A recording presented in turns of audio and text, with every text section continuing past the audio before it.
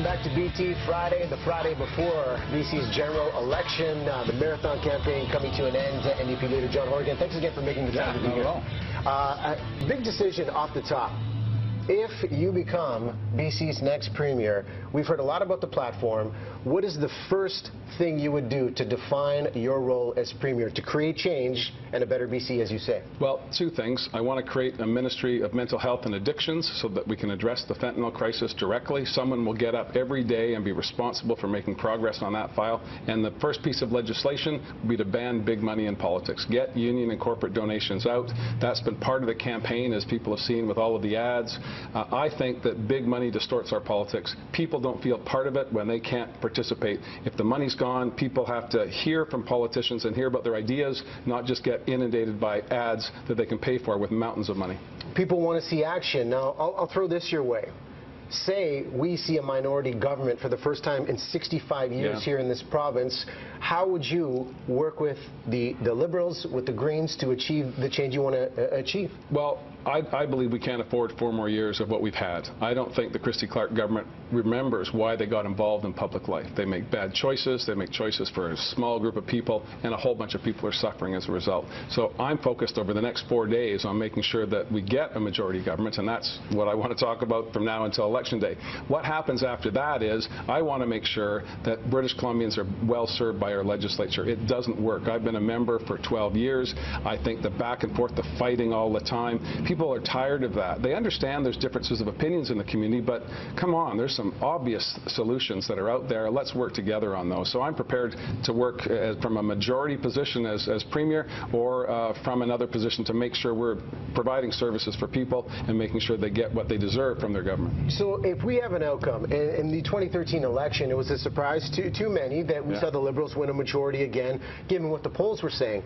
If we see the Liberals win a majority again, how will you operate in the legislature so we know this is a place of collaboration, not competition? Well, that really rests with the government. If we're not opening up our institutions so people can participate in them, I think we fail. We have the Liberals canceling sessions all the time. We have a fixed calendar, but we never stick to it. So the fall, we did nothing, 0 in the fall, and that's happened many, many times since I was first elected. I think we have this beautiful building with people from all over BC, from different backgrounds, that are selected by their neighbors to go and speak for them. They should be there almost all the time speaking about the issues that matter to people. I've always promoted democratic reform within our institutions. Whether we win or we lose, I'm going to continue to do that. Well, one of the big issues is, as you speak on that, housing affordability. You've spoken about it. Hypothetically, if this election goes your way, what happens in the first 3 months, 6 months to create change where we don't see an increase in taxes or hurting those that have worked hard to build equity in their home ownership already? Got to drive the speculation out of the marketplace. When people look at Vancouver or Metro Vancouver as a place to make money rather than a place to live, we have a problem. And we've been talking about that for a number of years now. My colleague David Eby has just been tenacious on that, raising this issue, highlighting the fact that there was a $600,000 increase in the benchmark price of a house over a 2-year period. No one's wages went up like that. In fact, wages have been going down. So we have a problem of money coming into the marketplace and distorting it. First thing we got to do is bring on more supply. We got to attack the speculators and build more housing. We have a plan to do that, working with mayors and councils, not pointing fingers and not blaming them, but working with them. And I think the value of a new government is you're starting with a blank page. So I can approach Burnaby and Vancouver and North Vancouver and say, hey, I'm the new guy in town.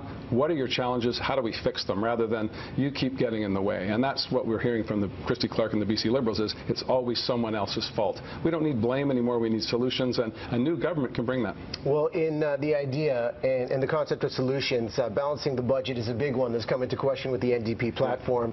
Will we see, and I know in your platform you talk taxes on 2 levels, an increase of 1% on profitable corporations, reversing the taxes on the top 2 wage earners, the percent in BC. Will we see an increase in taxes even though over the next 3 years things are going to be difficult to cost this out? No, there will be no new taxes on my watch. We've got a 3-year fiscal plan that's based on the numbers that were tabled in the legislature back in February, and we're just making different choices. We're putting priorities in different places. The Liberals were focused on this set of issues. We want to focus on people, making sure that the services they care about are being met. Biggest challenge we're going to have is education. The Liberals for 14 years fought with teachers, fought with parents, fought with school trustees, and now the Supreme Court has said you were violating the law, and now we've got to fix that problem, and it's going to have a knock-on effect for several years to come. That's the #1 challenge I see, is making sure we're restoring public education to where it should be so our kids get the best outcomes possible. Well, we can only scratch the surface in so much time. We appreciate you taking the time because we know you're doing the tour over the next few days. If you're watching at home, your chance to rock the vote, the advanced polling